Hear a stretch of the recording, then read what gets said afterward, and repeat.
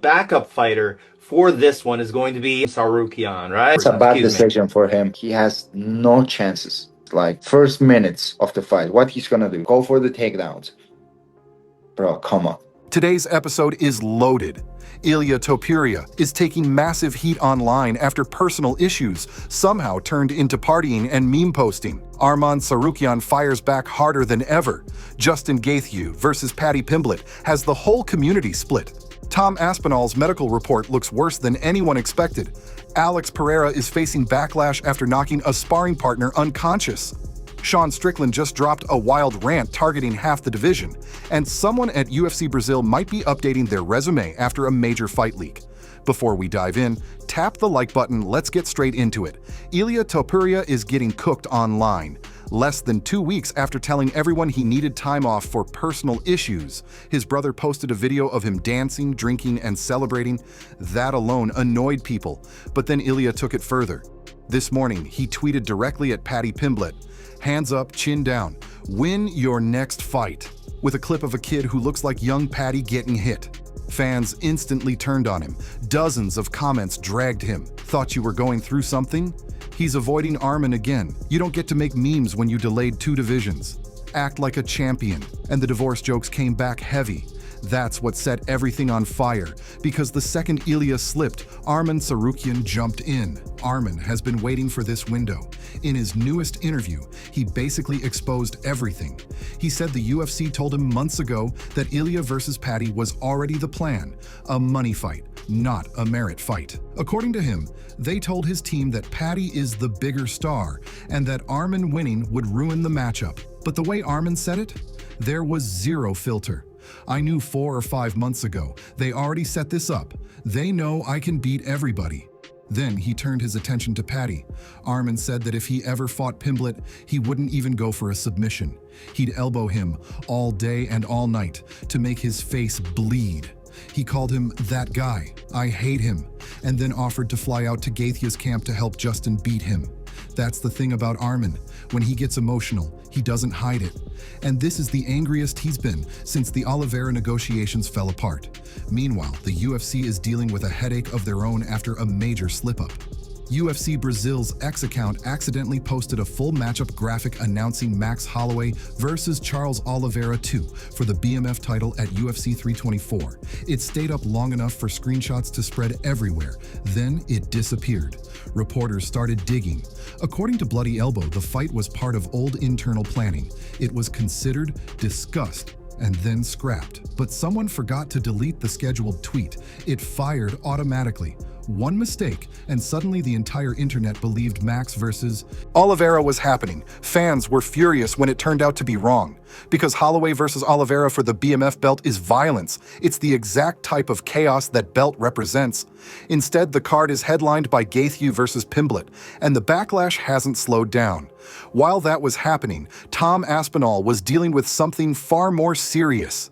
His medical report from the eye pokes came out, and the injuries are brutal. Orbital trauma, soft tissue damage, tendon disruption, persistent double vision, and even a fracture in the orbital wall. That's not a few weeks off situation. That's the kind of injury that forces a fighter to rethink their timeline, maybe even their style. Aspinall hasn't announced a return date, which tells you everything you need to know. But while one champion deals with medical chaos, another champion is dealing with public backlash. A clip leaked of Alex Pereira sparring and knocking a partner out cold. Not grazed, not hurt, knocked stiff. Pereira hit him with a heavy combination, then the left hook erased him instantly. The guy collapsed with his eyes rolling back, and the internet detonated. Trashy. Scummy to post it. You're better than this, Alex. Why are you going full power in sparring? And to make it worse, another clip dropped showing Powhatan trading bombs with a 6'7" heavyweight like it was a title fight. When you're built like Pereira, even your light shots are dangerous. When you actually try, we saw what happens. But that wasn't even the wildest storyline today.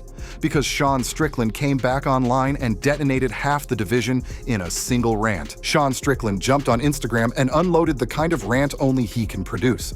In the span of a few minutes, he went after Pereira, Jamahal Hill, Khamzat Chimaev, Dricus du Plessis, and basically anyone who has a number next to their name.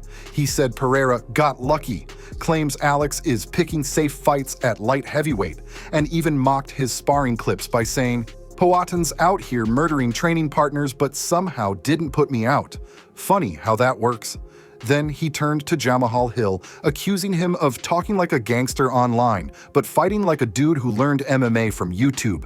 He called Khamzat the easiest fight in the division, saying he'd break him mentally before the first round ends.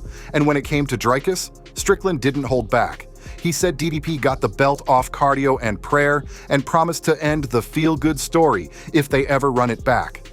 Strickland's entire rant was unhinged, hilarious, and classic Strickland. Love him or hate him, he knows how to stay relevant without even stepping into a cage. While the middleweights were busy yelling online, Michael Chandler was busy pushing a completely different agenda. Chandler doubled down on wanting the McGregor fight, but not just anywhere. He wants it at the White House. He said he's visualized walking across the lawn, dismantling McGregor surgically, and raising a brand new White House belt if the UFC decides to create one. He said the moment would be the most patriotic fight in combat sports history. McGregor hasn't denied anything. Every post he makes, every training clip, every flex session video, every quote sounds like he already believes the fight is booked. And if there's one thing about Conor, it's that the bigger the stage, the more likely he is to show up. Meanwhile, in the welterweight division, things are getting messy. Kamaru Usman wants Islam Makhachev. Islam wants Usman. And of course, the UFC is entertaining it. But Sean Brady wants no part of that story. On his show, Brady said Usman is the least deserving contender, and the only reason he's even in the conversation is because he shares a manager with Islam.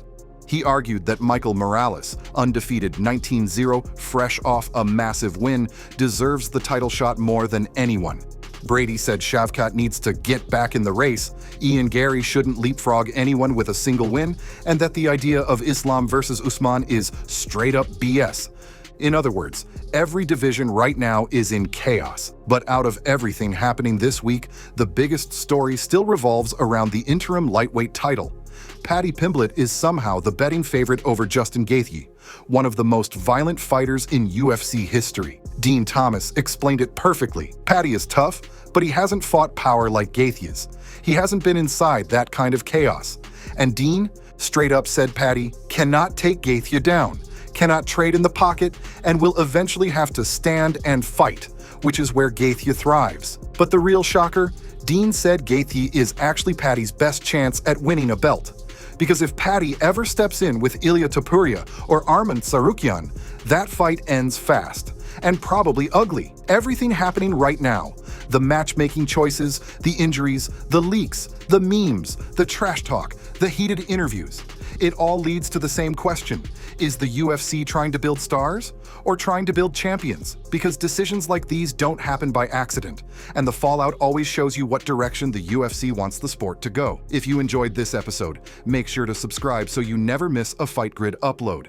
New videos are coming every single day, and drop your predictions below. Who walks out with gold at UFC 324?